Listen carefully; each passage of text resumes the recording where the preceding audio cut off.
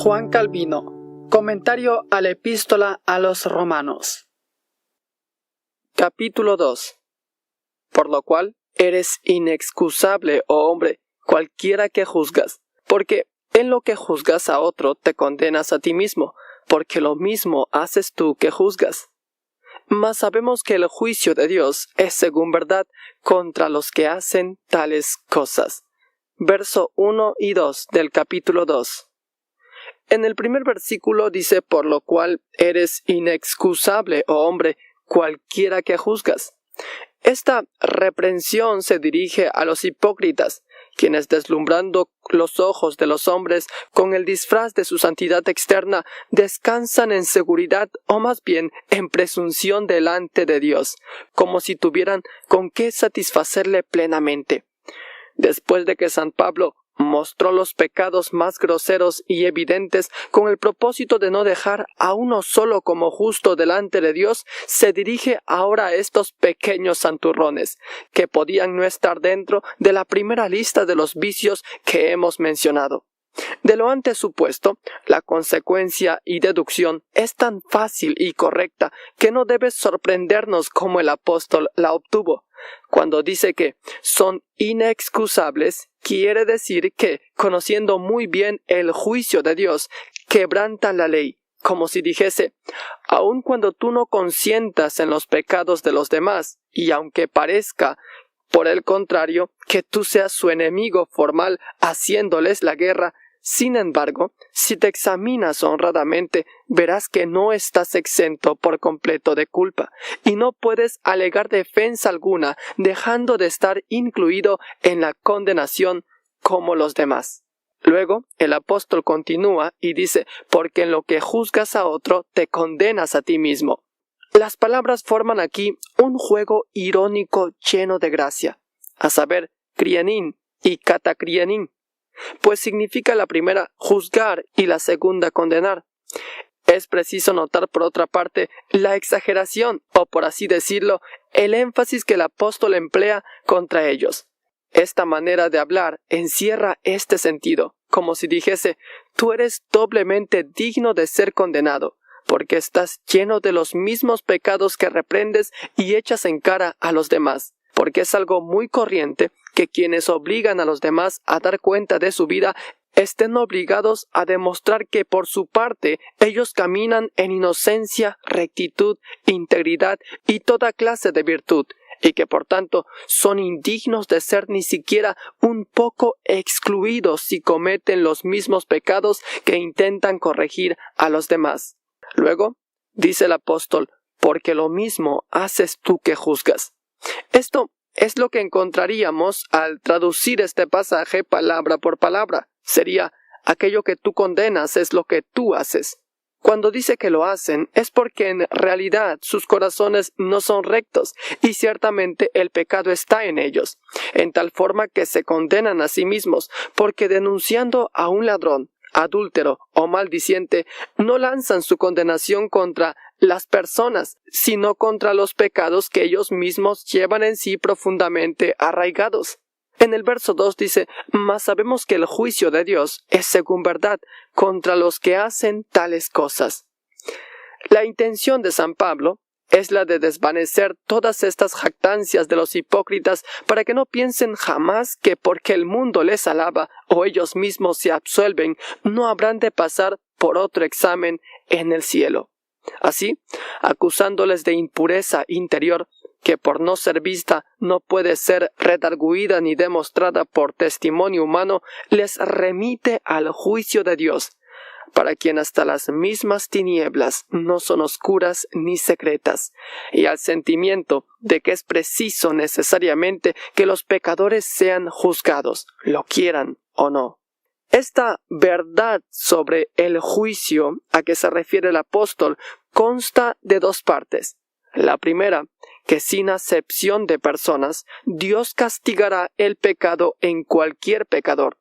Y la segunda, que no se fijará en la apariencia externa, ni se contentará con la obra, si ésta no procede de una verdadera pureza del corazón, De esto se deduce que la máscara de la santidad fingida no impedirá el castigo por el juicio de la perversidad interior escondida en el corazón. Esta es una forma de hablar propia de la lengua hebraica, pues entre los hebreos la palabra verdad significa a menudo integridad y rectitud de corazón. Así se emplea no solo en oposición al pecado grosero de la mentira, sino también contra la apariencia de las buenas obras. Los hipócritas, pues, deben despertar cuando se les dice que Dios no juzgará solamente el disfraz y la apariencia externa de justicia, sino también los sentimientos ocultos y secretos. Luego, de los versos 3 al 10, dice: ¿Y piensas esto, oh hombre, que juzgas a los que hacen tales cosas y haces las mismas? ¿Que tú escaparás del juicio de Dios? ¿O menosprecias las riquezas de su benignidad y paciencia y longanimidad, ignorando que su benignidad te guía a arrepentimiento? Mas por tu dureza y por tu corazón no arrepentido, atesoras para ti mismo ira para el día de la ira y de la manifestación del juicio de Dios, el cual pagará a cada uno conforme a sus obras. A los que perseverando en bien hacer buscan gloria y honra e inmortalidad, la vida eterna. Mas a los que son contenciosos y no obedecen a la verdad, antes obedecen a la injusticia, enojo e ira, tribulación y angustia sobre toda persona humana que obra lo malo, el judío primeramente y también el griego, mas gloria y honra y paz a cualquiera que obra el bien, al judío primeramente y también al griego. En el verso 3 comienza diciendo: ¿Y piensas esto, oh hombre, que juzgas a los que hacen tales cosas y haces las mismas?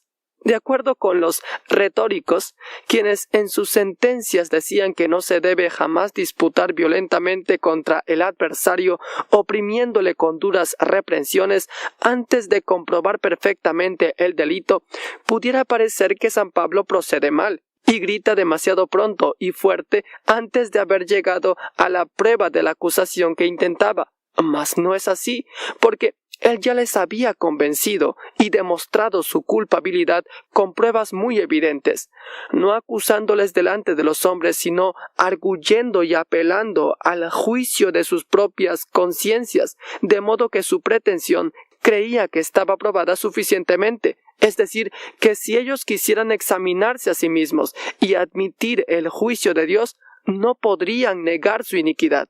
Además, si él utiliza tal severidad y aspereza para reprender la santidad fingida, lo hace por necesidad, pues esta clase de gentes se sienten satisfechas de sí mismas fácilmente y confiadas con una maravillosa seguridad, siendo preciso arrancarles por la fuerza de la vana confianza en sí mismas. Tal método nos recuerda que eso es lo mejor para convencer a los hipócritas, despertarles de su embriaguez y estupidez y acercarles a la claridad del juicio divino. Luego el apóstol les dice: ¿que tú escaparás al juicio de Dios? Este es un argumento llamado de lo pequeño a lo grande, porque si es menester que los pecados y maldades sean juzgados por la justicia humana, mucho más lo deben ser por el juicio de Dios, quien es el único juez de todos. Es cierto que los hombres, por inspiración divina, condenan los males cometidos, mas eso no es sino una pequeña señal y un retrato oscuro del juicio divino. Por esta razón están locos quienes piensan, abusando de Dios, evitar su juicio, puesto que según su propio juicio condenan a quienes hacen el mal. No sin razón, el apóstol por 2 veces insiste repitiendo la palabra hombre, comparándola con Dios. El verso 4 dice: ¿O menosprecias las riquezas de su benignidad y paciencia y longanimidad? Algunos creen que este argumento es el llamado por los retóricos dilema, pero a mí me parece que es una prolepsis, porque los hipócritas gustosamente se envanecen de su prosperidad, cuando todo les sucede como desean, creyendo que por sus virtudes y beneficios se hacen acreedores a sentir la bondad y liberalidad del Señor, endureciéndose constantemente y despreciando y desdeñando a Dios. Y por eso el apóstol se opone a su arrogancia, alegando un motivo totalmente contrario, fundando su argumentación y demostrando que no deben creer que su prosperidad exterior prueba que Dios les sea favorable, puesto que Él se la concede con un fin completamente diferente, es a saber, para incitar a los pecadores a su conversión. Así pues, donde el temor de Dios no reina, la confianza en la prosperidad es desprecio y burla a la infinita bondad divina. El apóstol deduce, con razón, que aquellos a quienes Dios ha enriquecido en esta vida serán más severamente castigados, porque aparte de su perversidad, todavía existirá otro motivo, el de que han rechazado la bondad paternal de Dios, invitándoles al arrepentimiento. Y aunque no todos los beneficios sean testimonios de su amor paternal, sin embargo, porque Él frecuentemente persigue otro resultado al mantener a los fieles en su alegría, haciéndoles sentir su liberalidad, se equivocan envaneciéndose de su prosperidad, como si tal cosa fuera señal evidente de que Dios los ama y se agrada de ellos. Luego, dice, ignorando que su benignidad te guía a arrepentimiento.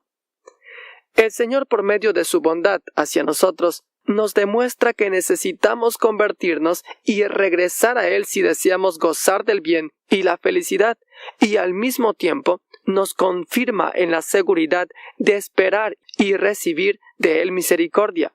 Si no relacionamos con este objetivo su liberalidad y bondad, nos engañamos, aunque no siempre la recibamos de la misma manera. Pues cuando el Señor trata con dulzura a sus siervos, concediéndoles bendiciones terrenales, por ellas manifiesta su buena voluntad, acostumbrándoles a buscar en Él solamente la perfección y la suma de todo bien. Pero cuando trata con la misma dulzura a los transgresores de la ley, ciertamente Él quiere por su benignidad derribar la rebeldía y obstinación, no diciendo jamás que les sea propicio entonces, sino que más bien les llama al arrepentimiento y a la enmienda. Si algunos replican a esto, que si el Señor también con insistencia no toca sus corazones de antemano, es como si estuviera hablando con sordos, es preciso responder que tal cosa no es culpa del procedimiento, sino de la perversidad. En cuanto a las palabras de San Pablo, quien gusta mejor decir te guía en lugar de te invita, diré que es más significativo lo primero que lo segundo. Sin embargo, no lo interpreto en el sentido de obligar o empujar por la fuerza, sino en el de conducir o llevar por la mano. En el verso 5 dice, mas por tu dureza y por tu corazón no arrepentido, atesoras para ti mismo ira. A nuestro endurecimiento por las censuras del Señor se sigue una impenitencia, si podemos llamarla así, es decir, se llega a no desear ni procurar arrepentimiento alguno, pues efectivamente quienes no se cuidan de enmendarse tientan claramente al Señor. Este es un bello y notable pasaje, por el cual aprendemos lo ya dicho, que los infieles, mientras viven en el mundo, amontonan sobre su cabeza día tras día más grave juicio de Dios, y también que todos los dones de Dios, de los cuales disfrutan constantemente, contribuirán más a su condenación, porque tendrán que dar cuenta de todos ellos. Entonces comprenderán lo que razonablemente les será imputado como extrema maldad y colmo de su perversidad, por haberse empeorado ante la dulzura y condescendencia de Dios, pues lo menos que pudiera esperar de ellos sería la enmienda. Debemos, pues, tener cuidado de usar lícitamente los bienes de Dios para que no graviten en contra nuestra. Luego, dice para el día de la ira y de la manifestación del juicio de Dios. Es mejor decir para el día que en el día, pues los perversos se atraen a la indignación de Dios, cuya gravedad se abatirá sobre ellos secretamente, en la desgracia que procederá entonces de las riquezas de Dios para abrumarlos. El día del juicio final es llamado día de la ira, cuando se refiere a los perversos, aun cuando sea día de redención para los fieles. De un modo parecido, todas las otras visitaciones de Dios en cuanto a los perversos siempre son descritas como horribles y llenas de amenazas, y por el contrario, dulces y bondadosas en lo que respecta a los fieles. Así, todas las veces que la Escritura habla de la venida del Señor y de su acercamiento, es para exhortar a los fieles a regocijarse gozosamente. Pero cuando se dirige a los réprobos, no hace sino presentarles horror y espanto. Ese día, dice Sofonías, será el día de la ira, día de angustia y de aprieto, día de alboroto y de asolamiento, día de tiniebla y de oscuridad, día de nublado y de entenebrecimiento. Y se dice también en Joel y en Amós, ay de los que desean el día del Señor. ¿Para qué queréis este día de Dios? Será de tinieblas y no de luz. Cuando San Pablo añade la palabra manifestación, da a entender que ese es el día de la ira, es decir, cuando el Señor manifestará su juicio, porque aunque Él muestra a la verdad todos los días algunas señales y testimonios, sin embargo, reserva su clara y plena manifestación para ese día, porque entonces los libros serán abiertos y las ovejas serán apartadas de los cabritos, y el trigo puesto aparte de la cizaña. En el verso 6 dice, el cual pagará a cada uno conforme a sus obras. Puesto que el asunto de los santurrones, quienes piensan que la perversidad de su corazón está bien cubierta y escondida, y teniendo en cuenta que existen no sé cuántos fardos de obras inútiles y vanas, el apóstol establece la verdadera justicia de las obras delante de Dios, con objeto de que los tales no echen sus cuentas a su favor, tratando de apaciguarle por medio de palabras y hojarascas u hojas sin fruto. En este pasaje no existe la dificultad que muchos creen, porque cuando el Señor castigue con un justo juicio la perversidad de los réprobos, pagará ciertamente sus patrañas con el salario que merecen. Además, puesto que Él santifica a quienes ha determinado glorificar un día, coronará también sus buenas obras, mas no por sus méritos, cosa que jamás podrá probarse por estas palabras, las cuales predicen claramente qué paga será dada a las mismas, no diciendo sin embargo cuál sea su valor ni qué recompensa tendrán.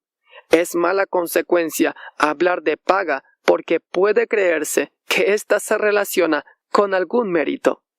En el verso 7 dice, a los que perseverando en bien hacer buscan gloria y honra e inmortalidad, la vida eterna. El término usado por el apóstol significa propiamente paciencia, que es algo más que perseverancia. La perseverancia se refiere a quien persiste siempre en el bien hacer, sin cansarse de hacerlo. Pero la paciencia exigida a los fieles es la virtud por la cual permanecen firmes, aunque sean oprimidos por diversas tentaciones, pues Satán no les deja caminar en el Señor gozosamente, ni siempre al mismo paso, sino que se esfuerza por retardarlos por medio de innumerables escándalos para hacerles perder su buen camino. Cuando el apóstol dice que los fieles perseverando en las buenas obras buscan gloria y honra, quiere decir que su propósito es buscar gloria y honra del Señor, y no alguna otra cosa más elevada y excelente, mas no pueden buscarla sin luchar y esforzarse al mismo tiempo, tratando de ascender en la bienaventuranza de su reino, acerca del cual las palabras aquí descritas contienen una descripción. El significado, por tanto, es que el Señor dará la vida eterna a aquellos que ejerciéndose en las buenas obras manifiestan su mirada fija en la gloriosa inmortalidad.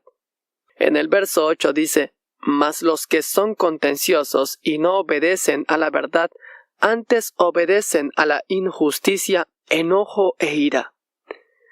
Esta frase está un poco embrollada. En primer lugar, porque se rompe y discontinúa la consecuencia del tema, pues el hilo de la frase requería que el segundo miembro de los dos, entre los cuales se hace la comparación, se ligara con el propósito de este modo: a los que perseverando en bien hacer, buscan gloria y honra e inmortalidad, el Señor les dará la vida eterna, mas a los que son contenciosos y no obedecen a la verdad, la muerte eterna. Y después viene esta conclusión, que para los primeros está preparada la gloria, la honra y la incorrupción, mas para los otros está reservada la ira y aflicción.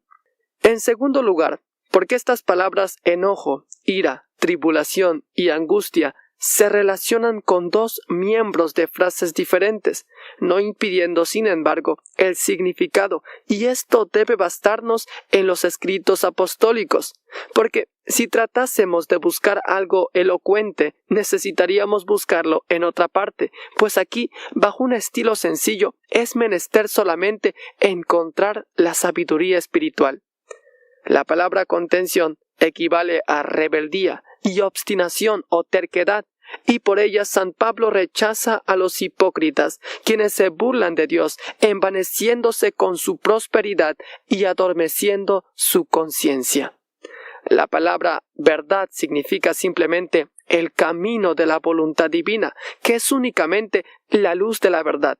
Es común a todos los inicuos el placer de sujetarse más y continuamente al pecado que al yugo de Dios, y por mucho que hagan aparentando obedecer a la palabra de Dios, no dejan a pesar de eso de murmurar contra ella y resistirla. Pues por un lado, los que son abiertamente perversos se burlan de esa verdad, y por otro, los hipócritas se muestran dóciles siguiendo las falsas devociones por ellos inventadas. El apóstol añade que tales rebeldes obedecen a la injusticia, sin término medio, porque quienes no han querido sujetarse a la ley del Señor caen rápidamente bajo la servidumbre y tiranía del pecado.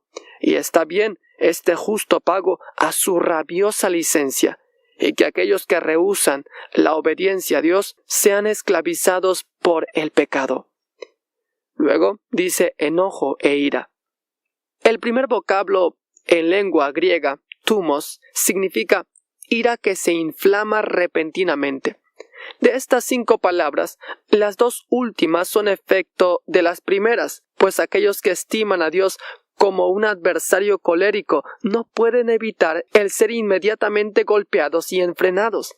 Notemos cómo San Pablo, habiendo podido resumir en 2 palabras la beatitud de los fieles y la perdición de los réprobos, utiliza muchos términos para ampliar una y otra cosa, con el fin de conmover a los hombres, haciéndoles sentir más vivamente el temor de Dios y alentar en ellos el deseo de obtener la gracia por Cristo, pues jamás tememos lo bastante al juicio de Dios, a menos que éste se nos presente descrito con viveza.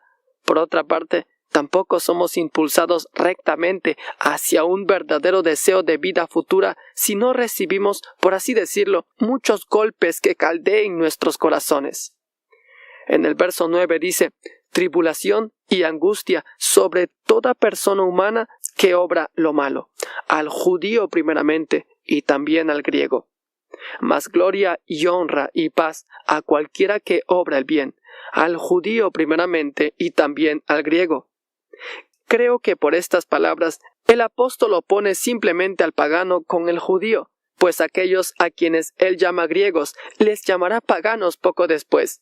Coloca delante a los judíos porque ellos, antes que nadie, les fueron hechas las promesas y las amenazas de la ley, como si dijese, he aquí la regla general del juicio de Dios, la cual, comenzando por los judíos, envolverá al mundo entero. Luego en los versos 11 al 13 dice, porque no hay acepción de personas para con Dios, porque todos los que sin ley pecaron, sin ley también perecerán, y todos los que en la ley pecaron, por la ley serán juzgados. Porque no los oidores de la ley son justos para con Dios, mas los hacedores de la ley serán justificados. El verso 11 dice, porque no hay acepción de personas para con Dios. Hasta ahora el apóstol hizo comparecer a todos los hombres en general ante el juicio de Dios, demostrando su culpabilidad sin excepción, mas ahora comienza por censurar separadamente a los judíos y a los paganos, mostrando al mismo tiempo que la diferencia entre ellos jamás impide el que todos por igual sean susceptibles de la muerte eterna. Los paganos trataban de excusarse bajo pretexto de ignorancia, y los judíos se gloriaban en nombre de la ley. A los primeros les quita toda tergiversación y réplica, despojando a los otros de su falsa y vana ocasión de glorificarse. El apóstol hace una especie de división del género humano, clasificándolo en dos grupos, puesto que ya Dios había separado a los judíos del resto del mundo, y por su parte los paganos se hallaban todos bajo una misma condición. El apóstol demuestra que esta diferencia no impide el que unos y otros se encuentren envueltos en la misma condenación. La palabra persona en las Escrituras se aplica a todas las cosas externas que se estiman y consideran. Cuando leemos, pues, que Dios no hace acepción de personas, es preciso entender por tal cosa que Él mira la pureza del corazón y la inocencia interior, y no se detiene nunca en aquello que se toma en cuenta entre los hombres como el linaje, el país, el crédito, los bienes y demás. Así también, acepción significa elección y atención entre nación y nación. Si se quiere discutir sobre que la elección de Dios jamás es gratuita, responderemos que existe una doble acepción humana ante Dios. La primera, por la cual habiéndonos llamado de la nada, nos recibe y adopta por su bondad gratuita, porque nada existe en nuestra naturaleza que pueda agradarle y merecer su aprobación. La obra por la cual después de habernos regenerado nos acepta otorgándonos sus dones y mirando la imagen de su Hijo con agrado al reconocerla en nosotros. El verso 12 dice, porque todos los que sin ley pecaron, sin ley también perecerán. Siguiendo la distinción ya dicha, el apóstol se dirige en primer término a los paganos, diciéndole que aun cuando no hayan tenido entre ellos a ningún Moisés que redactara y estableciera la ley de parte del Señor, eso sin embargo no impedía que al pecar dejaran de atraerse un justo juicio de muerte, como si dijera que el conocimiento de la ley escrita no impide que la condenación del pecador sea justa. Considerad, por tanto, yo os ruego, cuán sin causa intentan aquellos que por una exagerada misericordia y un mal entendimiento, bajo pretexto de ignorancia, eximen del juicio de Dios a las naciones que no poseen la luz del Evangelio. Y todos los que en la ley pecaron, por la ley serán juzgados. Lo mismo que los paganos, al dejarse llevar por las locas fantasías de su razón, van dando traspiés hacia la fosa de perdición. Los judíos, sin necesidad de ir tan lejos, al tener la ley delante de ellos, se condenan, pues la sentencia pronunciada desde hace mucho tiempo dice que son malditos todos los que no permanecen en todos sus mandamientos. Deuteronomio 27:26. La condición de los judíos es pues todavía peor, porque su condenación está dentro de su propia ley. El verso 13 dice, porque no los oidores de la ley son justos para con Dios, mas los hacedores de la ley serán justificados. Esta es una idea anticipada por la cual el apóstol se adelanta a la objeción que los judíos hubiesen podido hacer sobre ellos mismos, pues por el hecho de oír que la ley es la norma de la justicia, se gloriaban únicamente en su conocimiento. Para demostrarles su locura y arrancarles de esa vana confianza, les dice que escuchar y conocer la ley no sirve para alegar la justicia delante de Dios, sino que es preciso practicarla conforme a lo que está escrito. Quien hubiere hecho estas cosas vivirá por ellas, dice Deuteronomio 4:1 y también Levítico 18:5. Así pues, este pensamiento significa que si se busca la justificación por la ley, será preciso cumplir la ley, porque la justificación por la ley consiste en el absoluto cumplimiento de la misma. Quienes abusan de este pasaje para establecer la justificación por las obras son merecedores de que hasta los niñitos se burlen de ellos y les señalen con el dedo. Es pues una locura y despropósito entablar aquí largas polémicas respecto a la justificación para enmarañarla con su sofisma tan frívolo, porque el apóstol, dirigiéndose a los judíos, insiste solamente en este juicio de la ley del cual ya hizo mención, es decir, que no pueden justificarse por la ley si no la cumplen por completo, y si la quebrantan, la maldición les espera. En cuanto a nosotros, nos negamos que es la ley, la norma de la justicia perfecta, mas puesto que todos somos transgresores de ella, afirmamos que será preciso buscar la justificación de otro modo. Podemos deducir de este pasaje todo lo contrario de cuanto sostienen nuestros adversarios, que nadie se justifica por las obras, porque si nadie puede ser justificado por la ley, más que aquellos que la cumplen, afirmamos que no existe un solo justificado, puesto que jamás encontraremos a alguien que pueda vanagloriarse de haber cumplido la ley. Los versos 14 al 16 dicen: porque los gentiles que no tienen ley, naturalmente haciendo lo que es la ley, los tales, aunque no tengan ley, ellos son ley a sí mismos, mostrando la obra de la ley escrita en sus corazones, dando testimonio juntamente sus conciencias, y acusándose y también excusándose sus pensamientos unos con otros. En el día que juzgará el Señor lo encubierto de los hombres, conforme a mi evangelio por Jesucristo. En el verso 14 dice: porque los gentiles que no tienen ley, naturalmente haciendo lo que es de la ley, los tales, aunque no tengan ley, ellos son ley a sí mismos. El apóstol vuelve ahora a la primera parte de su diferenciación, añadiendo la prueba, porque no se contenta condenándonos con una palabra, pronunciando el juicio de Dios contra nosotros, sino busca hacérnoslo entender razonadamente, de tal modo que nos rindamos a la evidencia para avivar en nosotros el desear y amar a Cristo. Prueba que los paganos no ganan nada con alegar su ignorancia como excusa, porque demuestran por sus acciones que obedecen a una norma de justicia, porque nunca ha existido nación tan bárbara y alejada de toda humanidad que no se haya regido por alguna forma de leyes. Todos los pueblos por sí mismos establecen sus leyes, y por eso vemos claramente que existen conceptos primitivos de justicia y derecho impresos naturalmente en los espíritus humanos. Por eso puede afirmarse que tienen ley sin tener ley, porque aunque no tengan ley de Moisés escrita, no obstante, no están desprovistos de justicia y equidad, porque de otro modo no podrían diferenciar la perversidad de la virtud, reprimiendo la primera con castigos y encomiando la segunda con su estimación, aprobándola por su juicio y recompensándola al otorgarla un lugar honorable.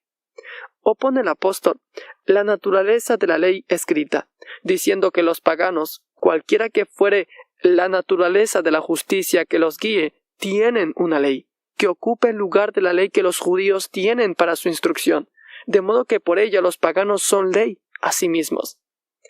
El verso 15 dice: mostrando la obra de la ley escrita en sus corazones. Es decir, demuestran que llevan grabado en sus corazones un aviso y un juicio por el cual disciernen entre lo injusto y lo recto, entre la honestidad y la perversidad, porque el apóstol no cree que tengan tal cosa impresa en su voluntad, de tal modo que la amen y pongan en ella su afecto, sino que el poder de la verdad les oprime tan vivamente que se sienten forzados a aprobarla.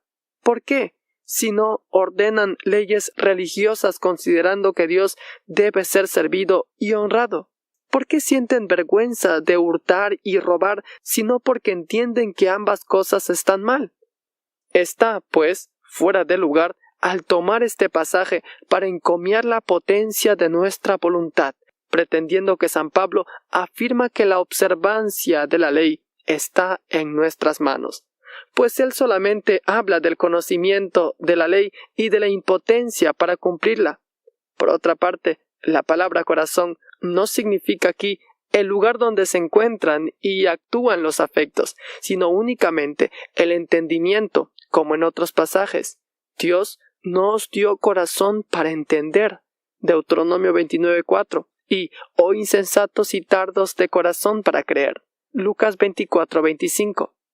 Tampoco es preciso deducir de este pasaje que los hombres poseen un pleno conocimiento de la ley, sino únicamente que en sus espíritus se encuentran algunas impresiones de la simiente de justicia, como puede comprobarse en todos los pueblos, pues tanto en unos como en otros existe alguna forma de religión que castiga por sus leyes el adulterio, el robo y el crimen. Estiman y recomiendan la fidelidad y lealtad en los contratos, en los negocios y en otros asuntos que relacionan a los hombres. En todo eso, confiesan que es preciso servir a Dios, que el adulterio, el robo y el crimen son malos, y que la rectitud y la justicia son loables. Poco importa cómo se imaginen a Dios o cuántos dioses tengan, basta con que comprendan que Dios existe y que se le debe servir y honrar. Poco importa también que no permitan codiciar la mujer ajena o su posesión o alguna otra cosa, si dejan pasar el rencor y el odio sin castigo, porque todo aquello que juzgan como malo saben también que no debe ser deseado. Luego, el apóstol dice, dando testimonio juntamente sus conciencias y acusándose y también excusándose sus pensamientos unos con otros. No podía el apóstol convencerlos más vivamente que por el testimonio de sus propias conciencias, el cual equivale a 1000 testimonios. Los hombres se sostienen y consuelan cuando su conciencia les testifica que hicieron el bien y su comportamiento es virtuoso. Por el contrario, cuando se sienten culpables en sus conciencias, les parece estar dentro de un infierno que les atormenta. De ahí proceden las frases escritas en las obras de autores paganos que la buena conciencia es como un bello teatro grande y espacioso, y la mala conciencia es como un terrible verdugo que atormenta a los perversos más cruelmente que todas las furias imaginables. Los hombres, pues, poseen algún conocimiento natural de la ley, que les dice dentro de ellos mismos lo que es bueno o detestable. Notemos cómo el apóstol describe graciosamente y con propiedad la conciencia, cuando afirma que nos vienen al entendimiento razones por las cuales nos defendemos y sostenemos lo que es recto, y por el contrario, otras que nos acusan y redarguyen de nuestra perversidad. Se refiere a los razonamientos o medios de acusar y defenderse en el día del Señor. No solamente que entonces comiencen a mostrarse, puesto que ahora mismo luchan sin cesar y desempeñan su papel, pero entonces tendrán ocasión aún de hacerse notar y nadie, por tanto, dejará de tenerlos en cuenta porque no son cosas frívolas y vanas. Las palabras en el día equivalen a para el día, como ya lo vimos en el versículo 5 de este capítulo. El verso 16 dice, en el día en que juzgará el Señor lo encubierto de los hombres. Esta es una circunlocución acerca del juicio, muy conveniente al asunto que trata, con objeto de que los hombres, satisfechos de dormirse en su estupidez, porque ésta les sirve de escondedero, sepan que esos pensamientos tan secretos y escondidos en lo profundo de sus corazones saldrán a la luz. Del mismo modo, cuando quiere demostrar a los corintios que todo juicio sobre las cosas exteriores y la apariencia externa nada vale, les dice que es preciso esperar hasta que el Señor venga, pues Él sacará a la luz todas las cosas escondidas en las tinieblas y manifestará los pensamientos de los corazones. 1 Corintios 4:5. Al saber esto, nos acordamos de que somos amonestados para forzarnos en esta pureza de corazón y sinceridad de conciencia, si deseamos ser aprobados delante de nuestro juez. Añade el apóstol, conforme a mi evangelio, indicando que se refiere a una doctrina con la cual tendrán que estar de acuerdo los sentimientos que los hombres tienen consigo y que están grabados en sus corazones. Él lo llama su evangelio, porque el misterio, es decir, la administración del Evangelio, le ha sido confiada. Solamente Dios puede con autoridad hacer su Evangelio, y los apóstoles únicamente poseen la autorización que les ha sido otorgada. No es menester sorprenderse si el anuncio y la advertencia sobre el juicio forman parte del Evangelio, porque es muy cierto que el efecto y cumplimiento de las cosas por él prometidas se encuentran reservados hasta la total revelación del reino celestial, y es preciso necesariamente relacionarlos con el juicio final. Por lo demás, Cristo no puede ser predicado más que para resurrección de unos y caída de otros, y estas dos cosas pertenecen al día del juicio. En cuanto a las palabras por Jesucristo, aun cuando algunos no sean de esta opinión, yo las relaciono con el juicio, en el sentido de que Él lo llevará a cabo en el juicio de Cristo, pues Él es aquel a quien el Padre estableció como juez de vivos y muertos, cosa que los apóstoles siempre colocaron entre los principales artículos del Evangelio. Considerado así, el asunto crecerá en importancia, pues de otro modo pudiera parecer sin fuerza. Del verso 17 al 24 dice: He aquí, tú tienes el sobrenombre de judío, y estás reposado en la ley, y te glorías en Dios, y sabes su voluntad, y apruebas lo mejor, instruido por la ley. Y confías que eres guía de los ciegos, luz de los que están en tinieblas, enseñador de los que no saben, maestro de niños, que tienes la forma de la ciencia y de la verdad en la ley. Tú pues, que enseñas a otro, ¿no te enseñas a ti mismo? ¿Tú que predicas que no se debe hurtar, hurtas? ¿Tú que dices que no se ha de adulterar, adulteras? ¿Tú que abominas los ídolos, cometes sacrilegio? ¿Tú que te jactas de la ley, con infracción de la ley deshonras a Dios?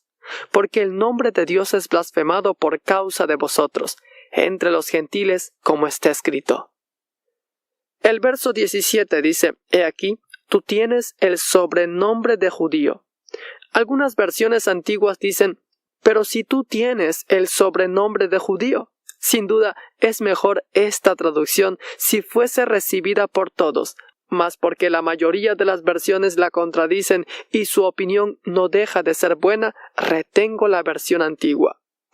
Habiendo terminado su causa contra los paganos, el apóstol se vuelve ahora contra los judíos, tratando su vanidad, aun concediéndoles todas las cosas por las cuales se envanecían y enaltecían, pues les demuestra que todo eso es suficiente para que en verdad pudieran glorificarse, pero también, por el contrario, que todas estas cosas pudieran tomárseles para deshonra.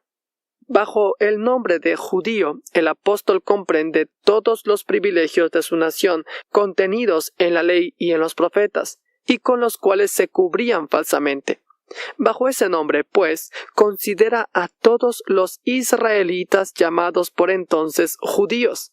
Desconocemos en verdad cuándo comenzaron a ser llamados así, aunque para algunos fue después de la dispersión. Josefo, en su libro 11 de las Antigüedades, opina que tal nombre les fue dado en la época de Judas Macabeo, por el hecho de haber sido establecida la libertad del pueblo y encontrarse en estado floreciente, después de haberse hallado durante mucho tiempo apagado y casi sepultado. Me parece que esta opinión es bastante clara y verosímil, pero si algunos la comparten, daré yo mi opinión personal. Me parece razonable que hallándose todas las cosas en desarrollo y como desfiguradas por tantas calamidades, cambios bruscos y acontecimientos diversos que les sobrevinieron, no podían retener ni guardar una cierta diferencia entre sus descendientes como antes siempre lo hicieran, porque el censo no podía hacerse en su época y su organización política era incompleta, siendo necesaria para mantener el orden y estando dispersos por todo lugar, habitaban en distintos países, más aún, siendo combatidos por muchas adversidades, no pusieron cuidado en ordenar su genealogía y linaje. Y si aún no se me quiere conceder que esto fuera así, no podrá negárseme que la confusión y las perturbaciones tan grandes no les amenazaran de un tal peligro. sea pues porque ellos hayan querido mirar hacia el futuro para seguir adelante o bien para remediar un mal ya sucedido, creo que todos en general se han llamado así teniendo en cuenta su linaje, en el cual la pureza religiosa permaneció por más largo tiempo, en la cual exista una gran prerrogativa sobre todas las demás, esperándose que de ella saldría el Redentor, pues habiéndose las cosas agravado en extremo, les servía de refugio y consuelo la esperanza del Mesías. Sea lo que fuere, llamándose judíos, se declaraban herederos de la alianza hecha por el Señor a Abraham y su posteridad.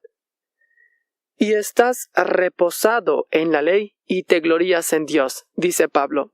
No quiere decir el apóstol que los judíos hayan estudiado o meditado en la ley aplicándose en su observancia, sino más bien les reprocha el no considerar nunca el fin para el cual la ley fue dada, y que sin tratar de observarla, se confiaban solamente en la convicción de que Dios les había confiado los oráculos, enorgulleciéndose por ello. De un modo parecido, se gloriaban en Dios no como el Señor lo ordena por el profeta Jeremías, como dice el capítulo de Jeremías 9:24, es decir, humillándose y abatiéndose y buscando su gloria solamente, sino que, sin conocimiento de su bondad, por una vana presunción, llamaban su Dios a aquel que no ocupaba lugar alguno en sus corazones, gloriándose, sin embargo, de ser su pueblo. No era esta una manera santa de gloriarse honradamente, sino una vanidad pasajera y de palabra. El verso 8 dice: «Y sabes su voluntad y apruebas lo mejor instruido por la ley». Les concede ahora el conocimiento de la voluntad de Dios y el juicio de aprobar lo útil y lo bueno adquirido por la enseñanza de la ley. Existen dos modos de aprobación. Uno puede ser llamado por elección, como dicen los latinos. Este consiste en aceptar y seguir lo que aprobamos como bueno, y otro de juicio, por el cual, aunque distingamos el bien del mal, no nos esforzamos jamás por conseguirlo.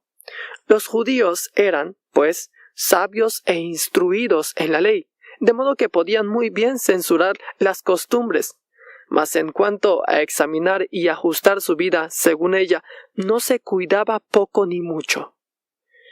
Por lo demás, puesto que San Pablo critica solamente la hipocresía, se puede deducir, por el contrario, que no se aprueba rectamente y como debiera lo que es bueno, más cuando se escucha a Dios, puesto que el juicio procede de un afecto puro y no fingido, pues su voluntad, tal y como está escrita en la ley, es la guiadora y dueña para enseñar a los hombres a hacer por ella una recta aprobación y juicio de las cosas buenas. El verso 19 comienza diciendo: «Y confías que eres guía de los ciegos», etc. También les concede más como si hubieran adquirido el conocimiento no solo para ellos, sino también, por así decirlo, para enriquecer a otros. Les concede tanto conocimiento, diría yo, como si ellos pudieran dar de él a los demás. Lo que sigue dice que tienes la forma de la ciencia y de la verdad en la ley. Yo lo entiendo como si fuese esto una razón y causa de lo anterior, pudiendo decirlo así, porque tú tienes la forma, pues ellos se vanagloriaban de ser maestros de los demás y al parecer poseían todos los secretos de la ley. La palabra forma no quiere decir ejemplo, patrón o regla, porque San Pablo no describió la palabra tipos, que significa eso, sino la palabra morfosis. Por eso creo que ha querido decir muestra o demostración de doctrina, llamada comúnmente apariencia, y en verdad parece que estaban vacíos de la ciencia de la cual se envanecían.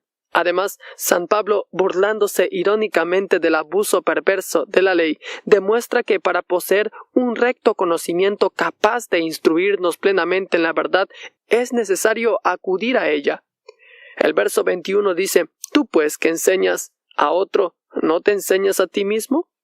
Aunque las palabras elogiosas por él presentadas hasta ahora fuesen muchas, de tal modo que con justicia podían los judíos considerarlas como un gran honor, admitiendo que incluso las otras cosas principales no les hubiesen jamás faltado. Sin embargo, porque todas ellas no eran sino gracias o medios, pudiendo hallarse en los inicuos y ser corrompidos por un perverso abuso, nunca son suficientes para poderse tomar como verdadera gloria. Mas San Pablo, no satisfecho con haberles quitado y refutado su arrogancia, puesto que se confiaban únicamente en sus buenos títulos, les machaconea, como se dice, demostrándoles que todo cuanto alegan es para vergüenza suya, pues quien teniendo estos dones tan singulares y excelentes dentro de sí, no solamente los inutiliza, sino que los corrompe y ensucia con perversidad, es muy digno de gran vituperio y aprobio. Mal consejo es aquel que, no aplicándose el consejo a sí mismo, se contenta con aconsejar a los demás. Luego dice: ¿tú que predicas que no se ha de hurtar, hurtas? ¿Tú que dices que no se ha de adulterar, adulteras? Parece que San Pablo se refiere aquí al pasaje de Salmos 50, del 16 al 18. Pero al malo dijo Dios: ¿qué tienes tú que enarrar mis leyes y que tomar mi pacto en tu boca? Pues que tú aborreces el castigo y echas a mi espalda tus palabras. Si veías al ladrón tú corrías con él, y con los adúlteros era tu parte. Esta es una reprensión muy dura. Y como estaba dirigida a los judíos que en otro tiempo se glorificaban del solo conocimiento de la ley, no viviendo mejor que los demás, como si nunca hubiesen tenido ley, así también hoy es preciso tener cuidado para que la ley no se revuelva contra nosotros. Y en verdad que no está de acuerdo con muchos el envanecerse de poseer un gran conocimiento del Evangelio, si se desbordan en toda suerte de maldades, como si el Evangelio no fuese la norma del bien vivir. Para que no alardeemos nunca de tal cosa ante Dios, nos recuerda pues de qué juicio y condenación están amenazados tales charlatanes, que no saben cómo demostrar que escuchan la palabra de Dios, como si pasaran lengua por el plato, según se dice. ¿Tú que abominas los ídolos, cometes sacrilegio? El apóstol vuelve a traer acertadamente para su tema el sacrilegio de la idolatría, comprendiendo en él muchas otras cosas, porque sacrilegio considerado en sí no es más que la profanación de la majestad divina. Hasta los poetas paganos lo entendieron así de alguna manera, como dice Ovidio en el tercer libro de su Metamorfosis, al llamar a Licurgo sacrílego porque había menospreciado el servicio del dios Baco, y en otros de sus libros, los Fastos, llama manos sacrílegas a las que ultrajaron a la diosa Venus. Mas por el hecho de que los paganos atribuían la majestad de sus dioses a sus ídolos e imágenes, no consideraban como sacrilegio más que el robo de algo dedicado y consagrado a los templos, dentro de los cuales creían que estaba toda religión. Lo mismo hoy. En los países donde reina la superstición, en lugar de la palabra de Dios, no se califica de sacrilegio, sino el saqueo y sustracción de alguna cosa en los templos, porque no reconocen a Dios más que por sus ídolos e imágenes, ni otra religión más que la suntuosidad y los ornamentos pomposos. Somos amonestados por esto, en primer lugar, de no agradarnos jamás a nosotros mismos, menospreciando a los demás, para no ser acusados por alguna parte de la ley, y después de no gloriarnos nunca de que la idolatría exterior haya sido quitada de nosotros, descuidándonos, sin embargo, de haber exterminado la impiedad escondida en nuestros corazones. El verso 23 dice: «Tú que te jactas de la ley, con infracción de la ley, ¿deshonras a Dios? Sabiendo que todos los transgresores de la ley deshonran a Dios, pues hemos venido al mundo con el deber de servirle en justicia y santidad». Con razón, San Pablo acusa ahora, especialmente a los judíos, porque gloriándose de tener a Dios por su legislador y no tomándose ninguna molestia de ajustar su vida a la ley, daban claramente a entender que no les importaba gran cosa la majestad divina al menospreciarla tan fácilmente. De la misma manera hoy, aquellos que alardean gozarse tanto en la doctrina de Cristo, pisoteándola, No obstante, con su perversidad y su conducta desarreglada, merecen que les diga que deshonran a Jesucristo por la transgresión de su evangelio.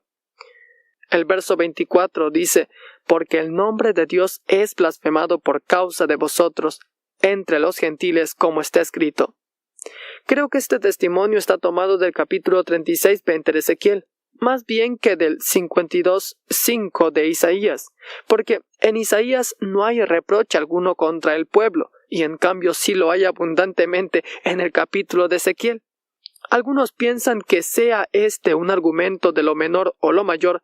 En este sentido, si el profeta ha tenido buena oportunidad de gritar contra los judíos de su tiempo por el hecho que por su cautividad la gloria y el poder de Dios fueron objeto de burla entre los paganos, como si Dios no hubiera podido mantener a su pueblo bajo su protección, mucho más podría decirse de vosotros, que no servís más de aprobio y deshonra de Dios, porque su religión es difamada y blasfemada por causa de vuestras perversas costumbres. Sin rechazar esta interpretación, me gusta más aceptar otra más sencilla. De este modo, vemos que todas las blasfemias y aprobios del pueblo de Israel recaen sobre el nombre de Dios, puesto que es estimado y llamado pueblo de Dios, y lleva el nombre de Dios grabado en su frente. Resulta imposible, pues, por la infamia de ese pueblo, de cuyo nombre se sienten orgullosos, no sea en alguna forma deshonrado Dios entre los hombres. En verdad, esto es demasiado insoportable, que quienes toman su gloria de Dios den nota de ignominia a su santo y sagrado nombre, la condenación de los cuales está muy merecida. Los versos 25 al 29 dicen: porque la circuncisión en verdad aprovecha, si guardas la ley, mas si eres rebelde a la ley, tu circuncisión es hecha incircuncisión. De manera que, si el incircunciso guardare las justicias de la ley, ¿no será tenida su incircuncisión por circuncisión? Y lo que de su natural es incircunciso, guardando perfectamente la ley, te juzgará a ti, que con letra y con la circuncisión eres rebelde a la ley. Porque no es judío el que lo es en manifiesto, ni la circuncisión es la que es en manifiesto en la carne, mas judío es el que lo es en lo interior. Y la circuncisión es la del corazón, en espíritu, no en letra, la alabanza del cual no es de los hombres, sino de Dios. En el verso 25 comienza diciendo: porque la circuncisión en verdad aprovecha, si guardares la ley, mas si eres rebelde a la ley, tu circuncisión es hecha incircuncisión.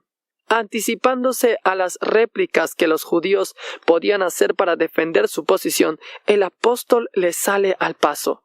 Porque si la circuncisión era la señal de la alianza para con el Señor, por medio de la cual Él eligió por heredad suya y pueblo suyo a Abraham y su posteridad, por esa razón pudiera parecer que tenían alguna justificación para gloriarse.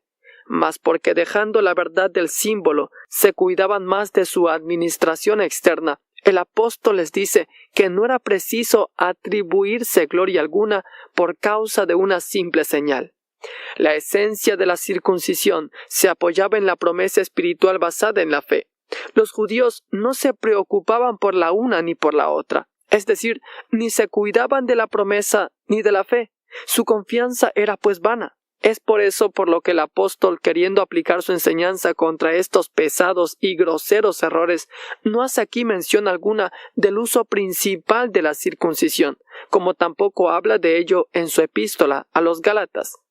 Es menester fijarse en esto, porque si el apóstol tratase de explicar toda la naturaleza y propiedad de la circuncisión, estaría obligado a mencionar la gracia y la promesa gratuita, pero en estos dos pasajes habla teniendo en cuenta la especialidad del asunto tratado, y se refiere solamente a aquello en lo cual difería. Los judíos creían que la circuncisión en sí era una obra suficiente para alcanzar la justicia. De acuerdo con esta opinión, responde que, si en efecto la circuncisión es una obra, incluye esta condición, que quien está circuncidado se consagre y dedique total y perfectamente al servicio de Dios, de tal forma que la obra de la circuncisión suponga una perfección moral. Lo mismo podríamos decir de nuestro bautismo. Si alguien poniendo su confianza solamente en el agua bautismal cree justificarse como si estuviera adquirido la santificación por el sacramento, sería menester recordarle cuál sea el objetivo del bautismo, es decir, que por él el Señor nos llama santidad de vida. Por lo mismo, no se mencionan la promesa y la gracia, de las cuales el bautismo da testimonio y es el sello, porque tropezamos con gentes que, regocijándose únicamente con la sombra del bautismo, no recapacitan ni consideran sobre su significado firme y verdadero. Para cuantos deseemos analizar esto, será gozo el notar cómo San Pablo observa esta manera de proceder, es decir, cómo al tratar de las señales habla de ello a los fieles sin espíritu de polémica, llevándoles a la eficacia y el cumplimiento de las promesas que en ellas se contienen. Pero cuando se dirige a gentes que abusan de estos símbolos y son malos propagadores de los mismos, entonces, renunciando a menospreciar la verdadera y nueva naturaleza de las señales, pone todo su interés en combatir la falsa interpretación de las mismas. Otros, muchos, al observar que San Pablo considera aquí la circuncisión como una obra de la ley, piensan que pretenden solamente quitar a las ceremonias la virtud y el poder de justificación. Mas debemos considerar el asunto de otro modo, porque vemos con frecuencia que quienes presuntuosamente presentan sus méritos contra la justicia de Dios se glorifican más en las ceremonias externas que en una conducta recta y prudente. Pues cualquiera que posee la sabiduría del temor de Dios y la siente de verdad, no osará jamás levantar sus ojos al cielo confiando en sí mismo, esforzándose por alcanzar la verdadera justificación que él se encuentra muy lejos. En cuanto a los fariseos, satisfechos siempre de sí mismos, al mostrar alguna sombra de santidad por su hermosa apariencia externa, nada tiene de particular que se envanezcan gozosamente por tal cosa. San Pablo, después de haber quitado a todos los judíos la base de su glorificación y no habiéndoles dejado más que un pobre subterfugio, es decir, el de su vanagloria por la justicia de la circuncisión, les despoja ahora de su inútil cobertura bajo la cual creían encontrarse a salvo. El verso 26 dice: de manera que si el incircunciso guardare las justicias de la ley, ¿no será tenida su incircuncisión por circuncisión? He aquí un argumento irrebatible. Todo objeto es menor que el fin para el cual fue creado y debe ser colocado en un nivel inferior. Y por tanto, como la circuncisión tiende hacia la ley, debe estar bajo la ley. Tiene pues más valor guardar la ley que la circuncisión instituida por la ley. Se deduce esto que, si el incircunciso guarda la ley, es mejor creyente que el judío transgresor de la ley, a pesar de su circuncisión, tan vana como inútil. Sin embargo, aunque por su naturaleza esté manchada, será santificada por la observancia de la ley, de modo que su incircuncisión le será admitida como circuncisión. En este versículo la palabra circuncisión se encuentra 2 veces. En la segunda se interpreta en su propio significado y en la primera se considera incorrectamente, queriendo decir pagano, o sea, que la señal sustituye a la persona. No es preciso atormentarse pensando a qué clase de observadores de la ley se refieren las palabras de San Pablo, porque es imposible dar con ellos, ya que la intención del apóstol ha sido únicamente presuponer que en caso de encontrarse un pagano observando la ley, su justificación, a pesar de su incircuncisión, sería de más valor que la circuncisión de un judío vacío de toda justicia. Lo que sigue, en el verso 27 dice: y lo que de su natural es incircunciso, guardando perfectamente la ley, te juzgará a ti.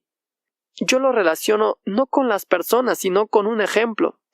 Hay otros pasajes parecidos como estos: la reina del sur se levantará, etc. Mateo 12:42. Los hombres de Nínive se levantarán en juicio, etc. Lucas 11:32. Porque en verdad las mismas palabras de San Pablo nos llevan a esta interpretación. El pagano, dice él, observador de la ley, te juzgará a ti que eres un transgresor, aunque él sea un incircunciso y tú tengas la circuncisión según la carne. Con la letra y la circuncisión es una frase figurada llamada hipayage, equivalente a circuncisión literal. El apóstol no cree que son transgresores de la ley por el hecho de admitir la circuncisión literalmente, sino porque por cumplir con esa ceremonia externa dejaban de practicar el servicio espiritual debido a Dios, es decir, dejaban de practicar la piedad, la justicia y la verdad, que son los preceptos más importantes de la ley. El verso 28 dice, porque no es judío el que lo es en manifiesto. Esto significa que para conocer al verdadero judío no es necesario apelar al linaje carnal, al hecho de llamarse así o algún signo o marca externa, y que la circuncisión que hace al hombre ser judío no consiste en la sola apariencia sino en el espíritu. Lo que añade enseguida respecto a la verdadera circuncisión está extraído de muchos pasajes de la Escritura, o más bien de una doctrina establecida, porque se ordena al pueblo circuncidar su corazón, y el Señor promete que Él es quien lo hará, pues la práctica de la circuncisión literal no se hace para purificar únicamente una parte del cuerpo, sino toda la naturaleza humana. Así pues, la circuncisión equivale a una mortificación de la carne. En cuanto a lo siguiente que dice, y la circuncisión es la del corazón en espíritu, no en letra, lo interpretamos así. Por letra, entendemos la observancia externa sin la piedad y verdadero temor de Dios, y por espíritu, el fin u objeto hacia el cual tiende la ceremonia que depende de él, y que al perderse éste, queda nada más la letra totalmente inútil. Si se nos preguntase por la razón de estas palabras y modos de expresión, diríamos que obedecen a que cuando Dios habla, si todo cuanto Él ordena no es aceptado por los hombres con honradez, queda convertido en letra, es decir, en escritura sin valor ni fuerza. Pero si la palabra de Dios penetra hasta dentro del alma, entonces, por así decirlo, se transforma en espíritu. Esto marca una diferencia entre el Antiguo y el Nuevo Testamento, observada ya por Jeremías en el capítulo 31, versículo 33, donde el Señor dice que su alianza será firme y estable cuando se grabe en el corazón de los hombres. San Pablo lo explicó así también en otro pasaje, al comparar la ley con el Evangelio, llamando a la ley no solo muerta, sino que mata, y atribuyéndole al Evangelio el honroso título de Espíritu. 2 de Corintios 3:6. Es pues una burda necedad la de tomar la palabra letra en un sentido literal y la palabra espíritu en un sentido alegórico. Pablo finaliza diciendo, la alabanza del cual no es de los hombres, sino de Dios. Por el hecho de que la mirada humana se fija y detiene en lo aparente, añade el apóstol que no es suficiente con que alguna cosa humana sea alabada según la opinión de los hombres tantas veces equivocada por fiarse en la apariencia, sino que es preciso buscar la opinión divina, porque Dios escudriña hasta los secretos más profundos del corazón.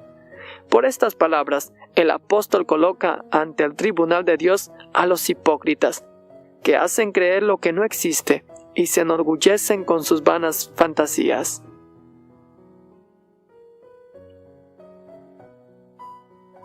Hemos culminado con el capítulo 2 de los comentarios bíblicos de Juan Calvino a la epístola a los romanos.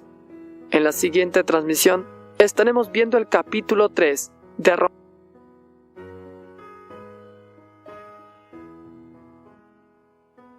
Gracias por acompañarnos en esta transmisión en este canal Gracia Incomparable TV. Si aún no forma parte de esta familia, le invitamos a ser parte, suscribiéndose al canal y dándole a la campanita para que cada vez que se suba un nuevo capítulo, YouTube le sea avisando al instante. De todo corazón, que Dios lo bendiga. Su servidor, José Andrés Bolívar Reina.